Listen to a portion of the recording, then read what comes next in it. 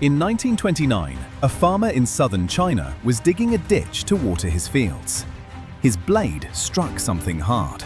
He knelt, brushed away the mud, and lifted a slab of polished jade out of the earth.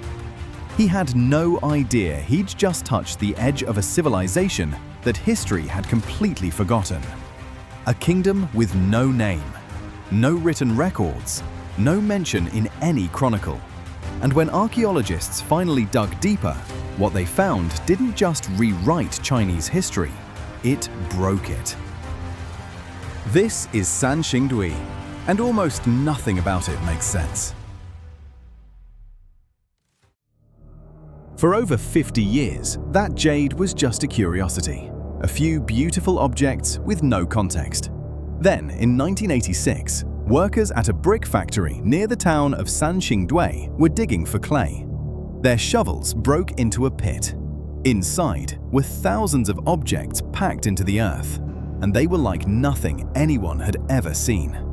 There were bronze masks the size of a man's chest, with eyes that pushed out of their sockets on stalks.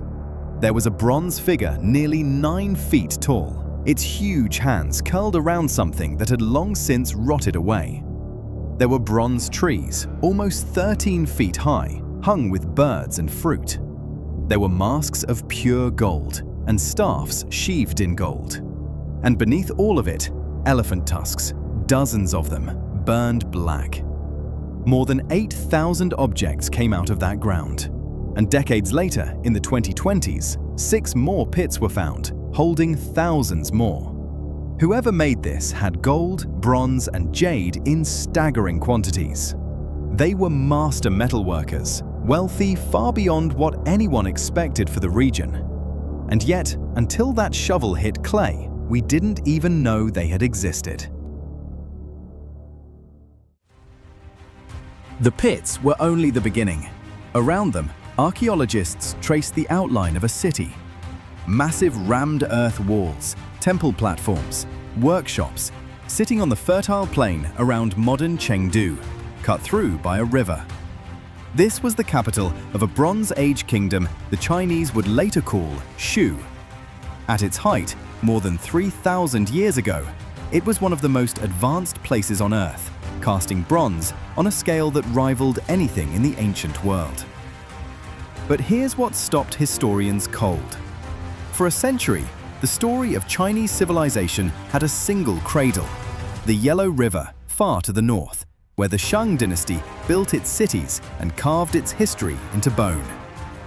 Sanxingdui sat hundreds of miles away, behind mountains, and its art looked nothing like the Shang's. No familiar ritual vessels. Instead, giant masks, golden faces, and those staring, protruding eyes.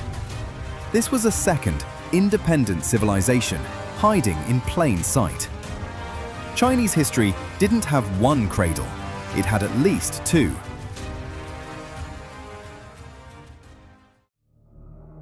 And this is where Sanxingdui stops being a discovery and becomes a mystery. First, not one word. Every comparable Bronze Age civilization left writing. The Shang carved it into bone. The Egyptians cut it into stone. The Mesopotamians pressed it into clay. Sanxingdui left thousands of objects and not a single symbol. We can hold their gold in our hands, and we cannot read one word of what they believed. We don't even know what they called themselves. Second, the pits themselves. Those masks, figures, and trees weren't lost and weren't hidden from an enemy. They were deliberately destroyed, broken apart, burned, and then carefully buried in ordered layers in the earth. Someone took the most precious things this kingdom owned and put them into the ground on purpose. Why? We don't know. Maybe it was an offering to gods whose names are gone. Maybe a king died and his treasures went with him. Maybe something frightened them so badly that they buried their own gods. Every answer is a guess. The people who knew left nothing behind to explain it. And then they left. Sometime around 3,000 years ago, the city of Sanxingdui was abandoned.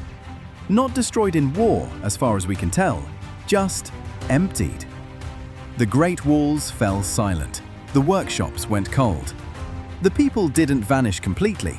The trail leads about 25 miles south to a place called Jinsha, where similar gold and bronze appear a little later, as if the whole culture picked itself up and moved. But why they walked away from a thriving capital and buried their treasures before they went is a question the ground has never answered.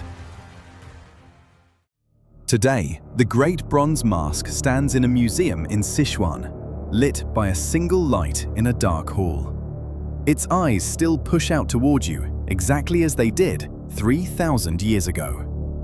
A face with no name, from a kingdom with no words, that built something extraordinary and then buried it in the dark.